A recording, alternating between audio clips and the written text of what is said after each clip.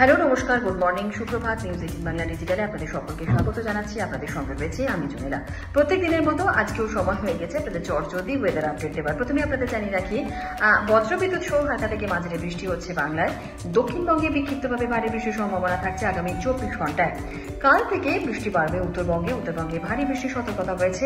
আর উপরের 5 জেলায় সঙ্গে সঙ্গে মালদাতেও কিন্তু বৃষ্টির পরিমাণ বাড়বে, এমনটাই বলছে হাওয়া অফিস। আর নিম্নচাপের সরে উত্তর বাংলাদেশে অবস্থান করছে এই মুহূর্তে ধীর গতিতে পশ্চিমে এগোচ্ছে। আগামী 48 ঘন্টায় এটি বাংলায় বেরোবে। আর গাঙ্গেয় পশ্চিমবঙ্গের ওপর দিয়ে এটি একটি আগামী 2 থেকে 3 দিনে ঝাড়খণ্ডে যাবে। আর এর পাশাপাশি আপনাদের আরো একটি বিষয় জানিয়ে রাখি যে মৌসুমী অক্ষরেখার বিহার থেকে বাংলার ওপর দিয়ে নিম্নচাপ এলাকা পর্যন্ত বিস্তৃত রয়েছে এই মুহূর্তে। ঝাড়খণ্ড, উত্তরপ্রদেশ এবং তামিলনাড়ুতে রয়েছে ঘূর্ণাবর্ত। আর ইতিমধ্যেই মৎস্যজীবীদের জন্য আপাতত কোনো রকম সতর্কবার্তা নেই, এমনটাই বলছে হাওয়া অফিস। অবশ্যই কলকাতার আপডেট দেবো আপনাদেরকে। কলকাতায় কিন্তু মূলত আজ সারাদিন মেঘলা আকাশ থাকছে, বজ্রবিদ্যুৎ সহ বৃষ্টির সম্ভাবনা থাকছে।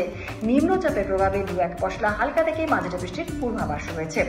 বাতাসে এই মুহূর্তে জলীয় বাষ্প বেশি থাকায় বৃষ্টি না হলে আর্দ্রতাজনিত একটা অস্বস্তিও থাকবে।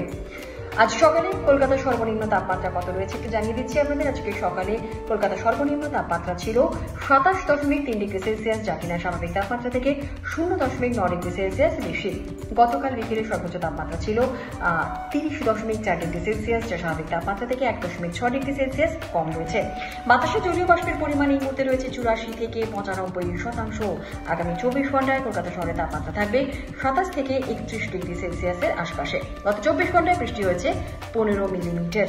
মোটের উপর হাওয়া অফিসের এই আপডেট সেটাই আপনাদের জানালাম। আপাতত এখানে শেষ করছি। সকলে ভালো থাকুন, সুস্থ থাকুন, সাবধানে থাকুন। আর অবশ্যই আজকের দিনটা আপনাদের শুভ হোক।